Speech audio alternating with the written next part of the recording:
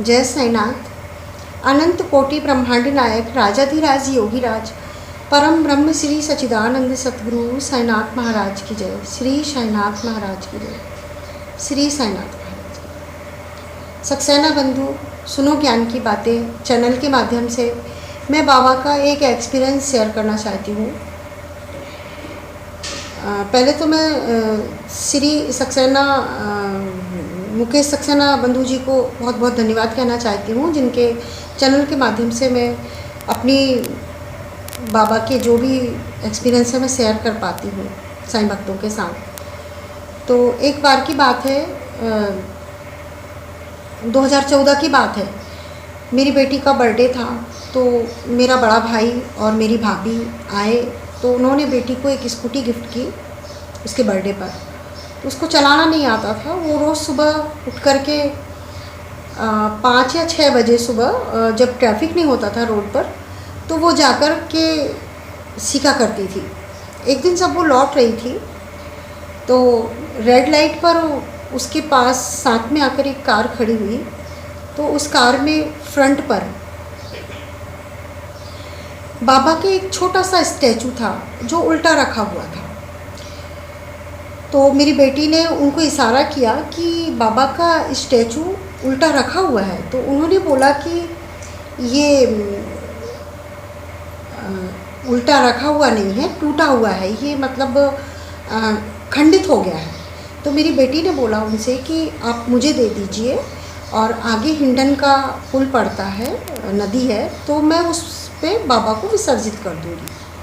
तो उन्होंने बाबा का वो छोटा सा स्टैचू उठा के बेटी को दे दिया। तो बेटी ने वो लेफ़्ट साइड जेब में रख लिया अपने, और बस वहाँ से वो टर्न की है कि एक मोटरसाइकिल वाला आया, बाइक वाला, उसने बेटी को बहुत ज़ोर से हिट किया पीछे से। तो उसका पीछे जो स्कूटी थी वो पूरे डैमेज हो गई, पीछे उसका पार्ट पूरा हिल गया था, और बेटी को पैर में खरोंच तक नहीं आई, क्योंकि बाबा जेब में रखे हुए थे। तो इस तरह बाबा वहाँ अचानक आए और तुरंत आके बेटी की रक्षा की बाबा ने।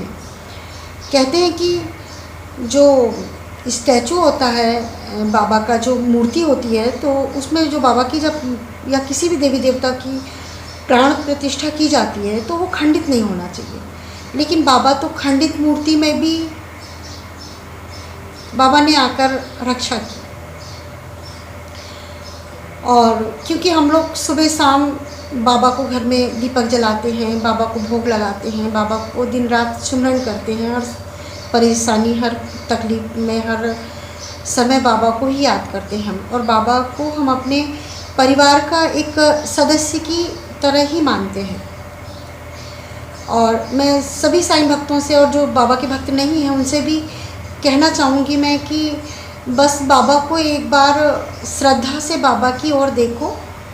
बाबा हमें भी देखते ही भी उसी तरह से देखते हैं, बाबा भी हमें देखता है।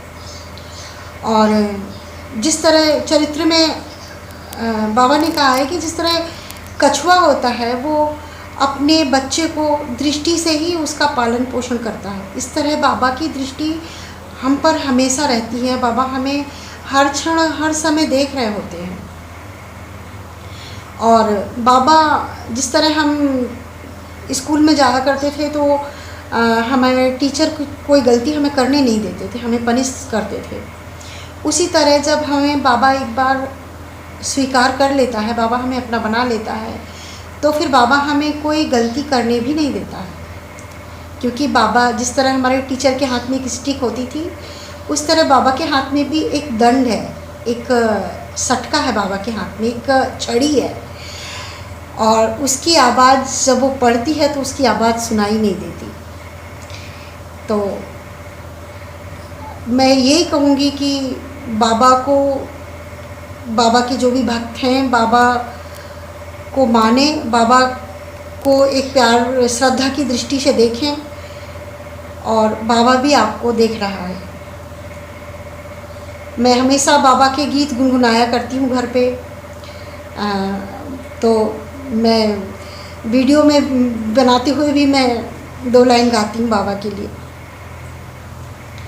स्वीकार किया है हमें साईं ने जब से, जग को पहचाना खुद को पहचाना, मुश्किल से मिली है सतगुरु की चौखट, मुश्किल से मिला है हमें एक ठिकाना, लगता है सभी हम किस्मत के धनी हैं, कहो ऐसी जगह से अब कौन हिलेगा, चिंता से भरा दिल साईं को दे दे।